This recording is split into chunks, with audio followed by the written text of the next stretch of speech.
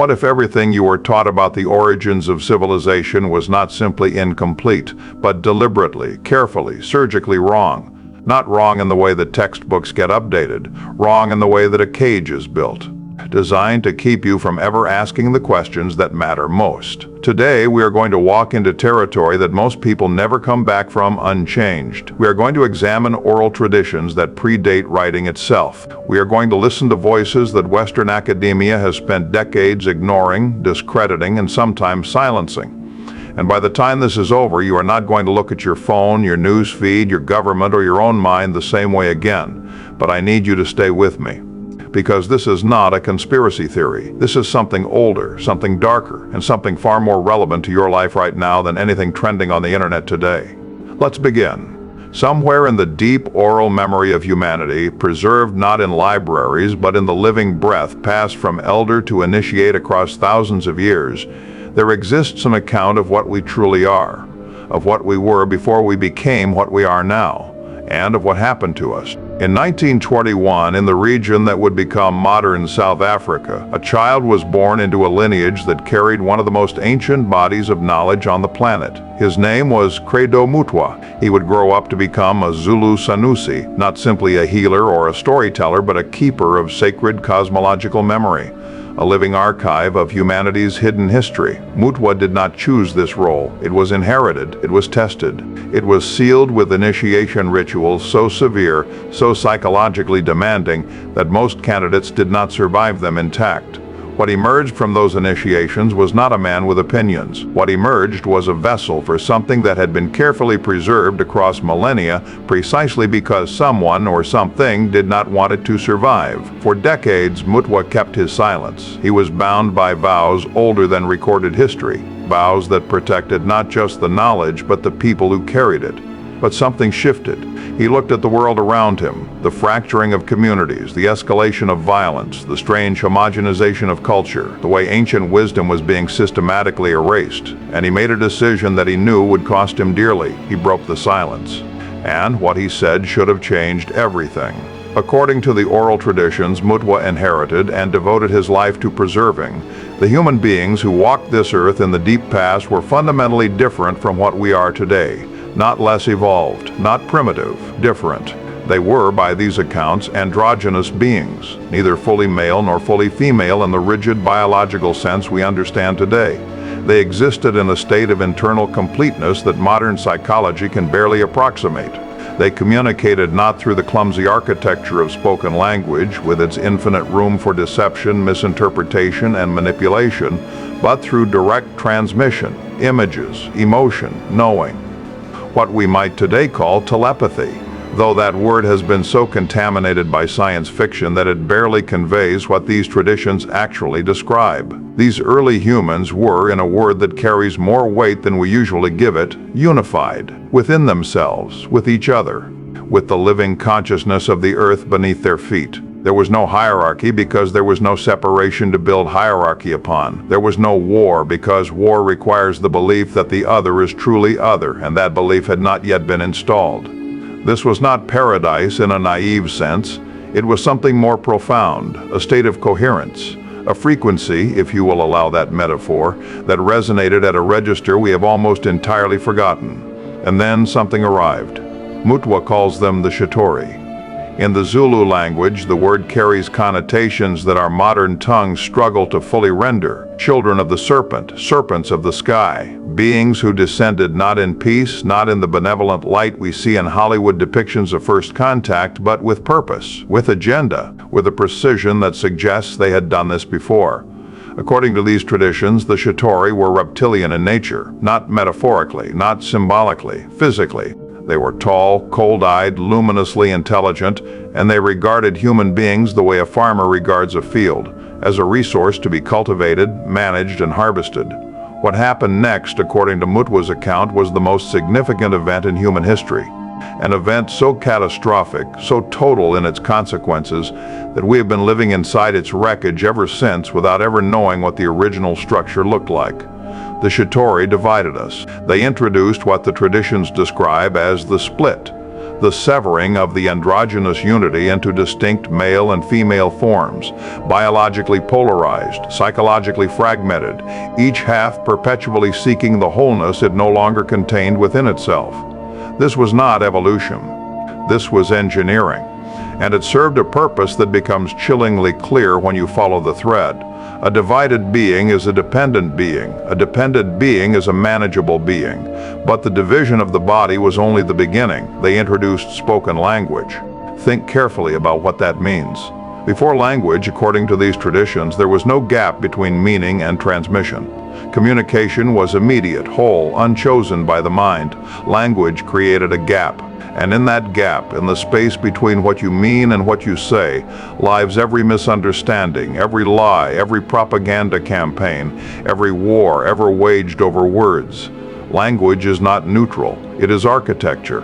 And the Shittori these traditions suggest were its architects. They introduced hierarchy, labor, the mining of minerals from the earth, gold in particular, a metal that appears with suspicious consistency in accounts of sky being intervention across multiple continents. They introduced obedience as a virtue and rebellion as a sin. And they introduced something even more insidious, the harvesting of human emotional energy. This is where Mutwa's account enters territory that should make you pause. The Shittori, he says, do not simply want human bodies. They feed on what human bodies produce. Not blood, not flesh, though those symbols appear throughout history in ways worth examining, but emotional frequency, specifically the low, dense, chaotic frequencies generated by fear, rage, grief, and confusion. These beings, existing partly in invisible registers of reality that our conventional senses cannot detect, have maintained systems of control for thousands of years, not simply to extract minerals or political obedience, but to keep humanity in a perpetual state of emotional production, a farm. But what is being farmed is not wheat, it is suffering. Now, before you dismiss this as the mythology of a single cultural tradition, let us widen the lens. Because the moment you step back and begin to look at isolated cultures across the globe, cultures that had no documented contact with one another, a pattern emerges that is either the most extraordinary coincidence in intellectual history or evidence of something none of our institutions are prepared to acknowledge. The Dogon people of Mali and West Africa have preserved astronomical knowledge that should be impossible by any conventional measure of their technological development. Among this knowledge is precise information about the Sirius star system, including the existence, density, and 50-year elliptical orbit of Sirius B, a star completely invisible to the naked eye and not confirmed by Western astronomy until the 20th century with the aid of advanced telescopes. Where did the Dogon get this information? From their traditions, from accounts of beings they call the Namos, amphibious, otherworldly teachers who descended in what their oral histories describe as fiery arcs from the direction of Sirius, taught them astronomy, medicine, agricultural practice, and a cosmological framework of dazzling sophistication, who, like the Shittori in Zulu tradition, arrived not simply to observe, but to install, to program, to leave something behind in the operating system of human culture that would remain long after the beings themselves withdrew from visible presence. The Hopi of North America speak of the Kachinas, star beings who descend at intervals to guide, to teach, and to judge. The ancient Sumerians preserved detailed accounts of the Anunnaki, sky gods who created human beings for labor, who imposed laws, who demanded worship and offering as operating costs of their involvement.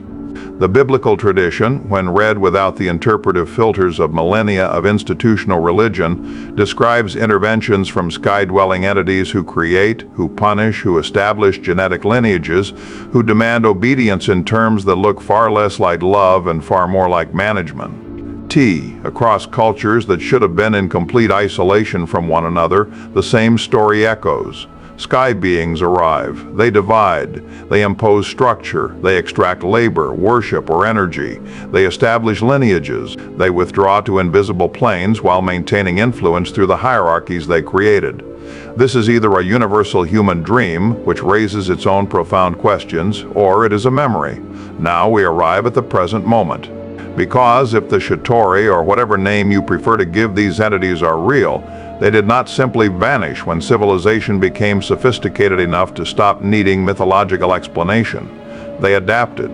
drawing on the research and synthesis of writers like David Icke, who has spent decades mapping the connective tissue between ancient mythological accounts and modern power structures. A picture emerges of what adaptation might look like. The overt sky god descending in a fiery arc has been replaced by something subtler, something that does not require belief in the supernatural because it operates through the entirely mundane channels of finance, politics, and media.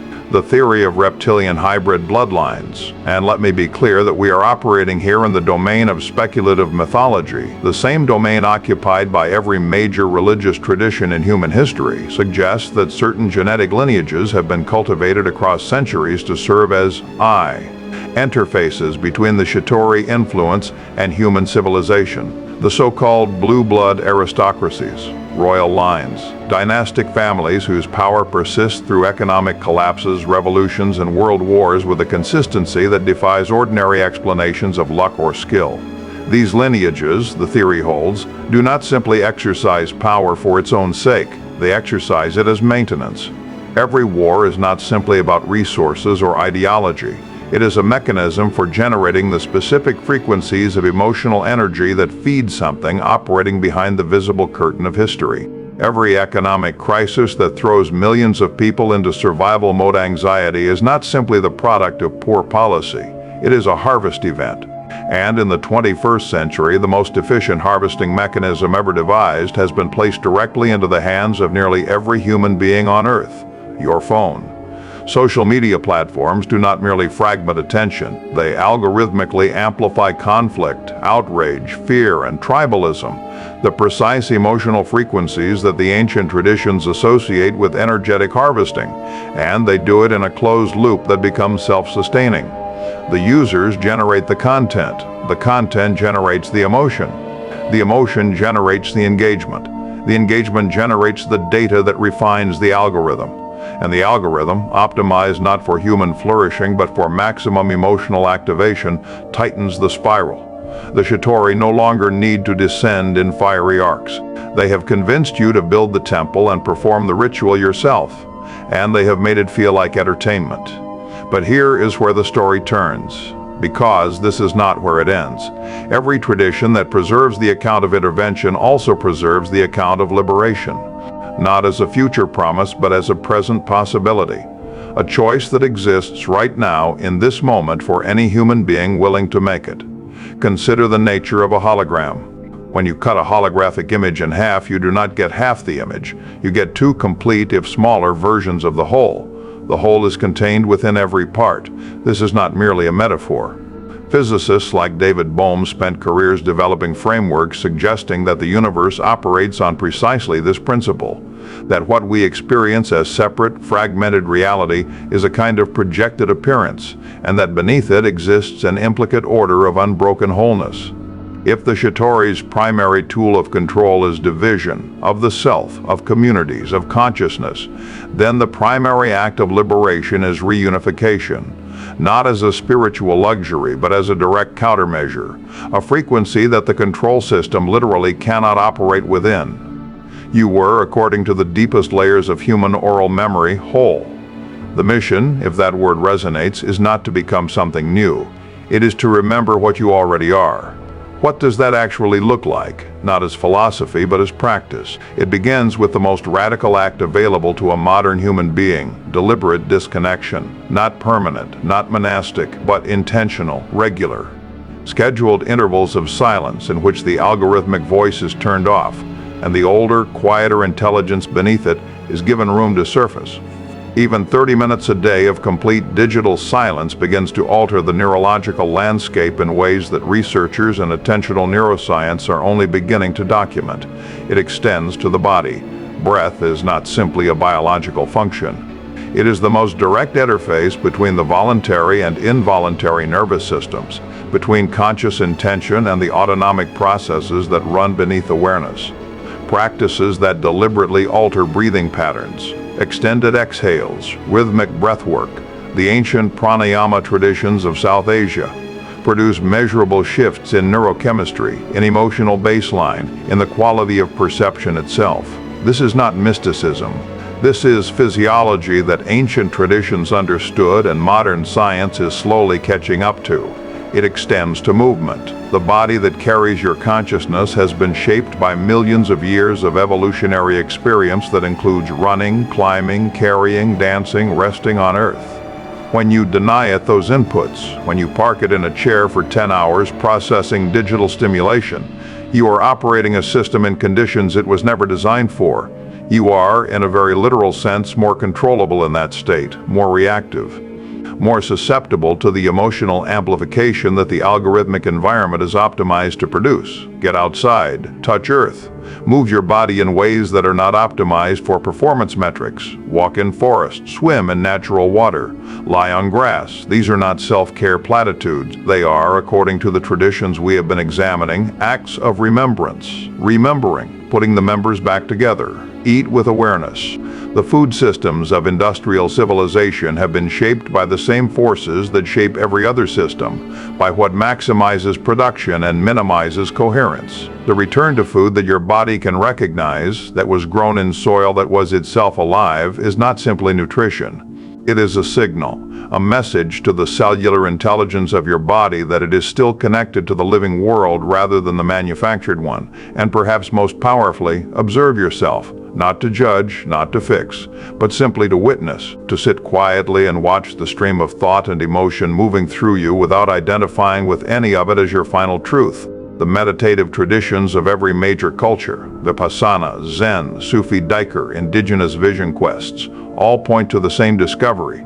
Beneath the noise of the conditioned mind is something that has never been divided. Something that the Shatori cannot touch because it does not exist in the register of frequency they operate in. This is the seat of your sovereignty, not a political concept, not a philosophical position, a lived experience available to any human being willing to be still long enough to find it. Here is what we have covered today and why it matters. Across isolated cultures on every inhabited continent, a remarkably consistent account has been preserved in the oldest layers of human oral memory. An account of beings who arrived, who altered human biology and consciousness, who installed systems of division and extraction, and who have maintained influence through evolving mechanisms of control, from ancient divine kingship to modern algorithmic media. The specific names change: Shatori, Nomos, Anunnaki, Kachinas. The forms change. Sky arcs become royal bloodlines, become social media platforms, but the structure remains. Division, fear, fragmentation, harvest, and the counterstructure also remains consistent across traditions. Unity, awareness, reconnection to the wholeness that exists beneath the conditioning. The recognition that the separation you feel from yourself, from others, from the living world is not your nature. It is something that was done to you, something that can be undone. You are not a consumer. You are not a demographic. You are not the sum of your trauma, your political identity, your productivity, or your social media presence. According to the deepest memory humanity possesses, you are a being of original coherence, a fragment of something whole that is trying to remember itself. The question is not whether you believe in the Shatori. The question is whether you recognize the mechanisms of division and fragmentation operating in your life right now, and whether you are willing to begin, quietly and without permission, the work of becoming whole again. That work does not require a revolution. It does not require anyone's approval. It requires only that you turn, even briefly, away from the noise and toward whatever you find in the silence. The silence that was there before language was installed. The unity that existed before the division was engineered. The you that exists beneath everything that has been done to you. That self has been waiting for a very long time. It is still waiting. Thank you for watching, for thinking, for sitting with ideas that do not resolve easily because the most important questions never do. If something in this video disturbed you, let it. Disturbance is the first movement of genuine inquiry. If something resonated, follow that resonance inward. Take care of the extraordinary mystery that you are. We will see you soon.